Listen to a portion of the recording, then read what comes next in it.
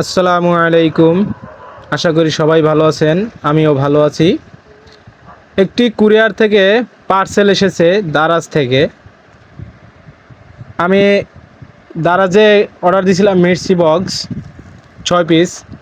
দেখেন বক্সের গায়ে লেখা আছে পেমেন্ট ছাড়া পার্সেল খোলা সম্পূর্ণ নিষেধ। ফুল পেমেন্ট দিয়েছি, এখন আমরা খুলে দেখব আসলে ভিতরে কি আছে। আমরা তো ভিডিওতে অনলাইনে অনেক কিছুই দেখি, ইউটিউবে বা অন্য অন্য সাইডে, যে দারাজ থেকে মিষ্টি বক্সে অনেক কিছু পাওয়া যায়, অনেক ভালো ভালো জিনিস পাওয়া যায়। আসলে কতটুকু সত্য এটা এখনই আপনারা দেখতে পারবেন। এই যে ফার্স্ট প্রথমটা খুলতেছি, দেখা যাক এটার ভিতরে কি পাওয়া যায়। প্রথমটা সম্পূর্ণভাবে খোলা হয়ে গেল। দেখেন আসলে কি পাইলাম এটা। অথচ আমরা ভিডিওতে দেখি অনেক কিছু পাওয়া যায়, মূলত আসলে তারা স্পন্সর করে। দ্বিতীয় নাম্বারটা খুলতেছি, দেখা যাক এটার ভিতরে কি আছে। আসলে আমি জানি না এটার ভিতরে কি আছে, আপনারা সাথে থেকে দেখুন আসলে কি এটার ভিতরে পাওয়া যায়। ওটা তো একটা কাটার, দেখেন কাটার পাইছি। মূলত 553 টাকা নিয়েছে 6টা প্যাকেট। দেখা যাক সম্পূর্ণটা খোলার পরে আপনাদেরকে দেখাই যে আসলে কি পাওয়া যায়। 3 নাম্বারটা খুলতেছি, কি আছে ভিতরে জানি না, খুলে দেখি। আসলে আমরা দেখি কি আর আমাদের সাথে মানে হচ্ছে কি।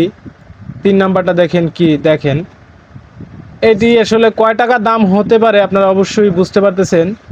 কিন্তু আমাদের কাছ থেকে পেমেন্ট নিয়েছে 453 টাকা। 4 নাম্বারটা খুলতেছি, একটু বড় সড়ই দেখা যাচ্ছে। আসলে কি আছে ভিতর জানি না।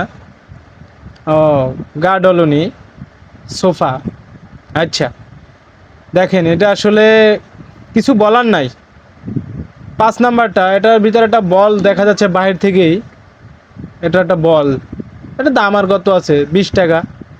এটা হলো লাস্ট প্যাকেট। দেখা যাক এটার ভিতরে আসলে কি আছে। আসলে আমরা দেখি কি, দেখেন একটা চিরুনি। দেখেন এখানে সর্বমোট আসলে কয় টাকার মাল হতে পারে আপনাদের চোখের সামনেই খুলছি, আনবক্স করলাম। ভালো করে দেখেন এখানে কয় টাকার মাল হতে পারে, আপনারা নিজেরাও বুঝতে পারতেছেন। আসলে সম্পূর্ণ ধপবাজি, আমরা আসলে প্রতারণার শিকার হচ্ছি দিনার দিন। আমরা দেখতেছি এক রকমের আর আমরা পাইতেছি আর এক রকমের।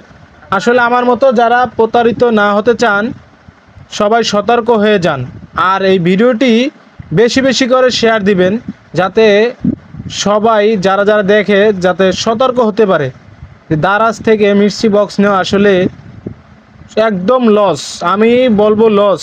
আর যারা দেখতেছেন ভিডিওর ভিতরে দেখা যায় অনলাইনে, ওগুলো ফেক।